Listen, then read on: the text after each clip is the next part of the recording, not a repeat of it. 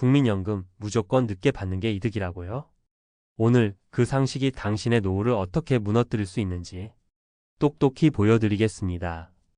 연합뉴스 보도에 따르면 지금 이 순간에도 85만 명에 달하는 분들이 평생 30% 가까이 손해를 보는 걸 알면서도 연금을 일찍 타가고 있습니다.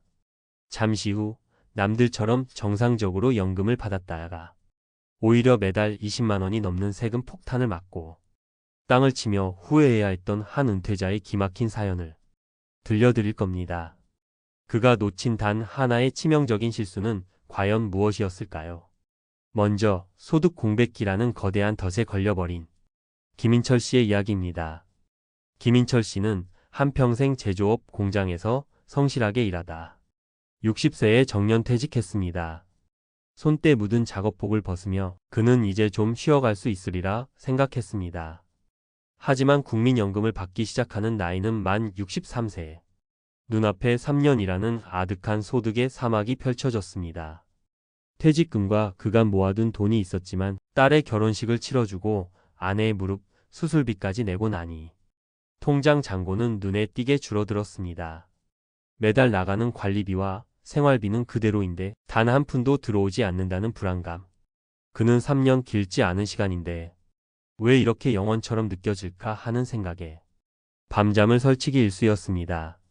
결국 김인철 씨는 결심합니다. 그래, 손해를 보더라도 지금 당장 숨통을 트는 게 먼저다. 그는 원래대로라면 월 150만 원을 받아야 했지만 3년 일찍 신청하면서 18%가 깎인 월 123만 원을 받기 시작했습니다. 처음 몇 년간은 그 돈이 마른 땅의 단비처럼 느껴졌습니다. 하지만 그가 74세 생일을 맞았을 무렵 상황은 소름 돋게 역전됩니다. 한 관련 기사에 따르면 조기 수령자와 정상 수령자의 총 수령액이 뒤집히는 시점이 바로 74세 전후입니다.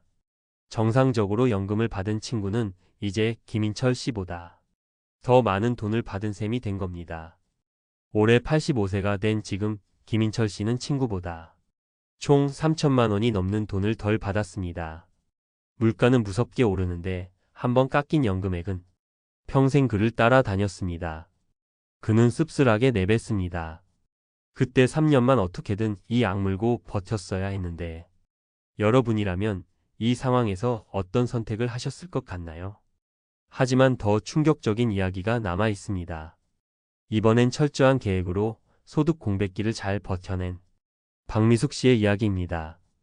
은퇴한 교사였던 박미숙 씨는 계획대로 만 63세부터 정상적으로 연금을 받기 시작했습니다.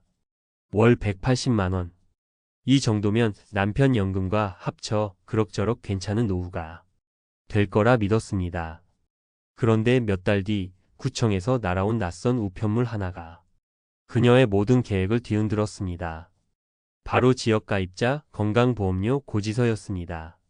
연금 소득이 연간 2,160만 원이 되면서 직장에 다니는 아들의 건강보험 피부양자 자격 기준인 연소득 2천만 원을 살짝 넘어버린 겁니다. 이 기준은 불과 몇 년 전만 해도 3,400만 원이었지만 최근 강화되면서 박미숙 씨처럼 자신도 모르게 피부양자에서 탈락하는 은퇴자들이 속출하고 있습니다. 결국 그녀는 자신이 가진 작은 아파트까지 재산으로 잡혀 매달 24만 원에 달하는 건강보험료를 내게 되었습니다. 월 180만 원을 받아도 건보료와 각종 세금을 떼고 나면 실제 손에 쥐는 돈은 150만 원 남짓? 손해를 감수하고 연금을 일찍 받은 김인철 씨보다도 못한 상황에 처한 겁니다. 박미숙 씨는 그제야 깨달았습니다. 차라리 연금을 2년 일찍 신청해서 연소득을 2천만 원 아래로 맞췄더라면 이 건보료 폭탄을 피할 수 있었다는 사실을요. 그녀는 계획적으로 노후를 준비한 자신이 왜 이런 벌을 받아야 하는지 망연자실할 뿐이었습니다. 자, 지금까지 우리는 두 분의 안타까운 실수를 살펴봤습니다. 하지만 지금부터가 진짜 중요합니다. 이분들의 실수는 결코 남의 이야기가 아닙니다. 당신의 노후를 위협하는 세 가지 공통된 함정이 있기 때문입니다. 첫 번째 함정은 소득 공백기의 절박함입니다. 퇴직 후 연금 개시까지의 2에서 3년. 이 시기의 현금 흐름 단절은 이성적인 판단을 마비시키고 성급한 조기 수령으로 우리를 내몬니다. 실제 한 언론사 인터뷰에서도 조기 수령의 가장 큰 이유는 바로 당장의 생계비 마련이었습니다. 두 번째 함정은 건강보험료라는 숨겨진 지뢰입니다. 우리는 연금액이 많고 적음만 생각했지 그 연금 때문에 피부양자에서 탈락하고 월 수십만 원의 건보료를 내게 될 줄은 상상도 못합니다. 이것은 무조건 늦게 받는 것이 정답이라는 공식을 처참하게 깨뜨리는 명백한 증거입니다. 세 번째 함정은 바로 유족연금의 배신입니다. 많은 분들이 나는 건강하니까 5년 늦춰서 36%를 더 받아야지라고 생각합니다. 하지만 여기에는 우리가 잘 모르는 사실이 있습니다.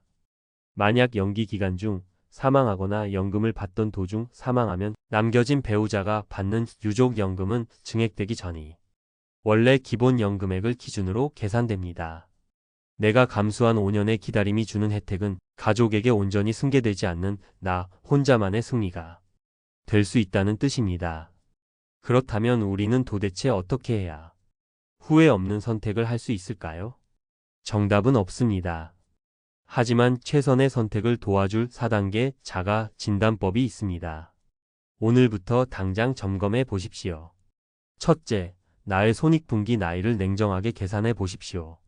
조기 수령 시 정상 수령자와 총액이 역전되는 나이는 대략 74세에서 75세 사이입니다. 나의 현재 건강 상태와 가족력을 솔직하게 판단하여 이 나이보다 훨씬 더 건강하게 오래 살 자신이 있는지 스스로에게 질문해야 합니다. 둘째, 건강보험료 시뮬레이션을 반드시 돌려보십시오.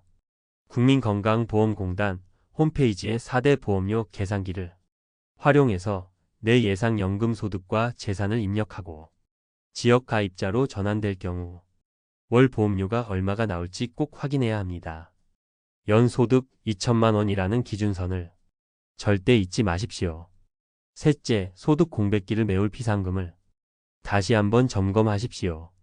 연금 개시 전까지 버틸 자금이 부족하다면 조기 수령을 고민하기 전에 혹시 IRP 계좌나 연금 저축의 일부를 활용하는 등 다른 대안은 없는지 꼼꼼히 따져봐야 합니다. 가장 쉬운 선택이 가장 위험한 선택일 수 있습니다. 넷째, 나 혼자가 아닌 우리 가족의 입장에서 생각하십시오. 나의 건강이 좋지 않거나 내가 없더라도 배우자에게 조금이라도 더 안정적인 생활을 보장하는 것이 더 중요하다면 증액분이 반영되지 않는 연기연금보다는 차라리 정상 수령이나 조기 수령이 우리 가족에게 더 현명한 선택일 수 있습니다. 국민연금 수령 시점 선택에는 수학 공식처럼 정해진 답이 없습니다. 누군가에게는 조기 수령이 또 다른 누군가에게는 연기 수령이 최선의 선택이 될 수 있습니다. 오늘 제가 두 분의 사례를 통해 정말 드리고 싶었던 말씀은 남들이 하니까 무조건 이게 좋다고 하니까라는 막연한 생각으로 내 인생의 가장 중요한 재정적 결정을 내려서는 안 된다는 것입니다. 나의 건강, 나의 재산, 내가 미처 몰랐던 세금 그리고 내가 사랑하는 남겨질 가족까지 이 모든 것을 종합적으로 고려하여 가장 현명한 나만의 정답을 찾으시길 진심으로 바랍니다. 그것이야말로 10년 뒤 후회 없는 통장 잔고를 만드는 유일하고도 확실한 길입니다. 오늘 내용이 당신의 노후 설계에 작은 등불이 되었다면 구독과 좋아요로 응원해 주십시오.